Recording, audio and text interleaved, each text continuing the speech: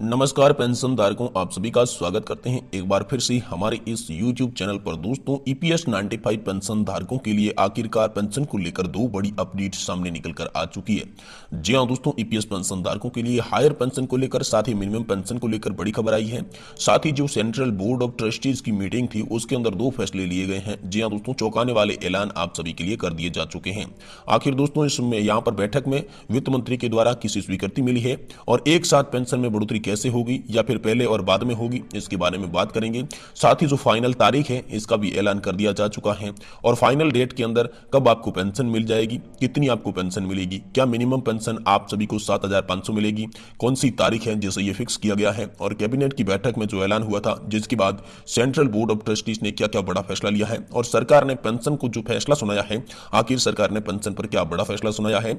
वहीं साथ ही साथ हम आपको एक बताते चले कि आप सभी के लिए एक महत्वपूर्ण मीटिंग का आयोजन जो किया गया था पेंशन बढ़ोतरी को लेकर, जिसमें 6 मंत्री भूपेंद्र यादव, राष्ट्रीय संघर्ष समिति के अध्यक्ष कमांडर अशोक गिरावत तथा राष्ट्रीय संघर्ष समिति के बाकी प्रतिनिधियों के साथ साथ पेंशन धारक भी मौजूद रहे थे।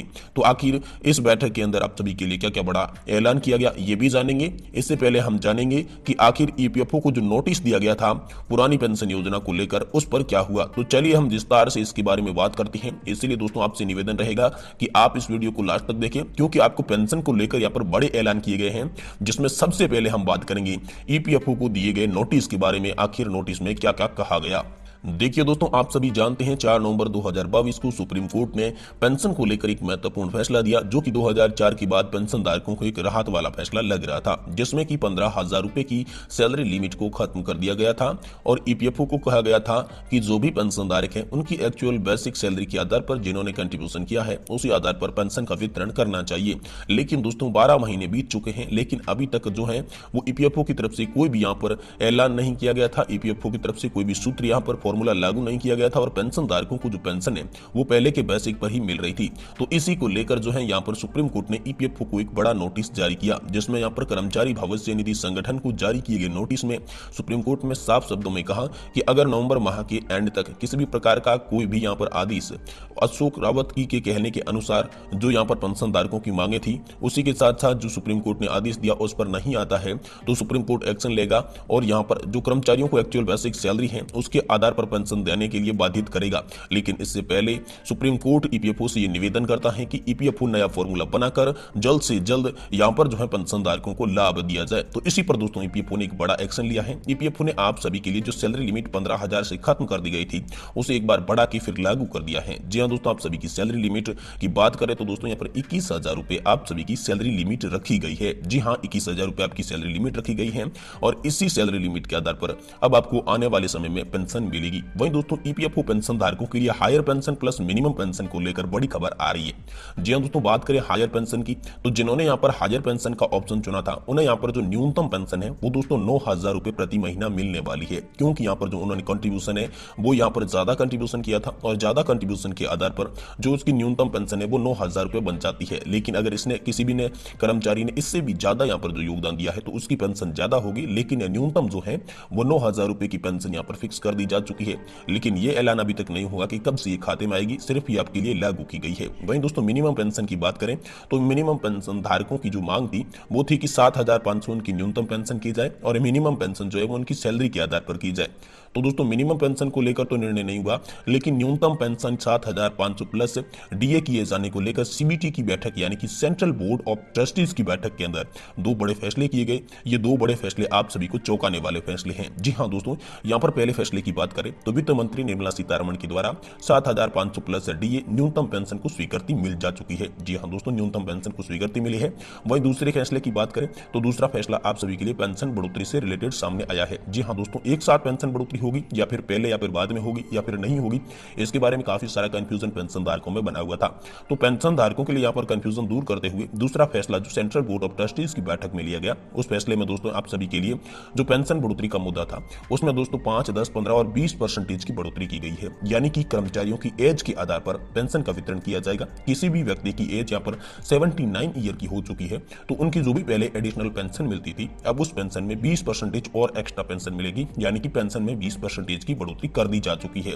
यानी किसी भी व्यक्ति को यहाँ पर जो है वो पेंशन पहले अगर 10,000 रुपए मिल रही थी तो 20% की बढ़ोतरी के बाद अब उनकी पेंशन यहाँ पर 12,000 रुपए मिलना शुरू हो जाएगी। ये बड़ा फैसला आप सभी के लिए सामने आया है।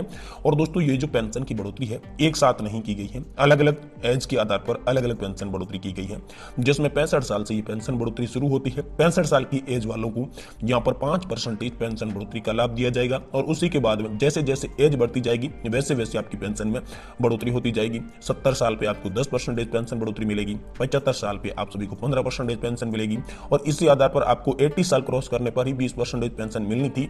लेकिन ऐलान जो सरकार ने किया है उसके आधार आपको 79 ईयर के होते ही 20% पेंशन में बढ़ोतरी कर दी जाएगी और इसके लिए बाकायदा जो एक टेबल है वो भी जारी कर दी जा चुकी है। उस टेबल के आधार पर पेंशनधारक ये देख सकते हैं कि उन्हें आने वाले समय में जो पेंशन है वो कितनी मिलने वाली है।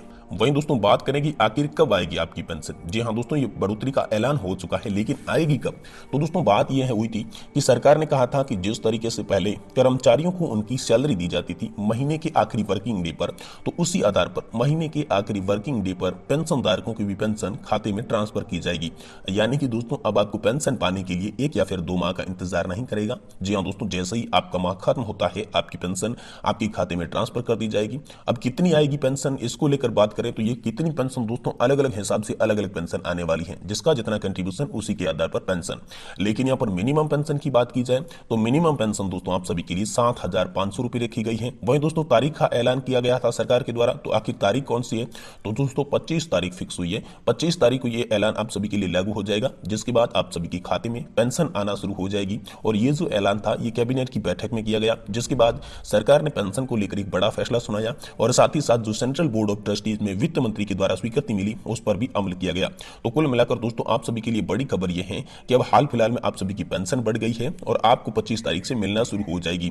अब महत्वपूर्ण खबर की बात करें तो दोस्तों आप सभी के लिए जो एक बैठक हुई थी पेंशन बढ़ोतरी के मुद्दों पर चर्चा करने के लिए, जो कि श्रम मंत्री के साथ की गई थी। जी हां दोस्तों, भारतीय श्रम मंत्री केंद्रीय मंत्री जो भूपेंद्र यादव थे, श्रम और रोजगार मंत्री, उनके साथ यहाँ पर पेंशन धारकों की एक समूह ने मुलाकात की, जिसमें एनएससी राष्ट्रीय संघर्ष समिति के कमांडर अशोक जिरावत, वहीं एनएससी के बाकी प्रतिनिधि मंडल का यहाँ पर कुछ गत्था यहाँ पर आया था, जिसके बाद पेंशन धारक भी यहाँ पर साथ थे। तो पेंशन धारकों और साथ ही साथ एनएससी समिति के यहाँ पर कुछ सदस्यों के द्वारा भूपेंद्र यादव जी को उनकी मांगों और उनकी व्यथा के बारे में बताया गया, जिसमें यहाँ पर श्रम एंड रोजगार मंत्री भूपेंद्र यादव जी ने उन्हें बड़ा आश्वासन दिया कि सरकार आपकी मांगे जल्द से जल्द मंजूर करेगी। लेकिन साथ ही में उन सदस्यगण ने कहा कि ये जो मांगे मंजूर करने वाला आश्वासन है वो लगातार हमें 2 से 3 सालों से देखने को मिल रहा है, लेकिन अभी तक हमारी जो मांगे हैं वो कोई भी मांग मंजूर होती हुई नहीं नजर आ रही है। तो जल्दी से जल्दी आप मांगे मंजूर करें, नहीं तो फिर से एक बार देश के अंदर बड़ा आंदोलन करने के लिए पेंशन धारकों को मजबूर होना पड़ेगा। तो इसी को देखते हुए यहाँ पर वित्त मंत्री ने यहाँ पर ऐलान किया था, जिसके बाद श्रम मंत्री ने उन्हें आश्वासन दिया है कि आप सभी की जो मांगे हैं वो 2024 से पहले मंजूर कर दी जाएगी। और दोस्तों 2024 का बात इसीलिए किया जा रहा है क्योंकि 2024 में लोकसभा का चुनाव है और लोकसभा के चुनाव के अंदर कोई भी पार्टी ये नहीं चाहेगी कि पेंशन धारक उनसे नाराज हो, क्योंकि वोट बैंक पेंशन धारकों का बहुत ही बड़ा है।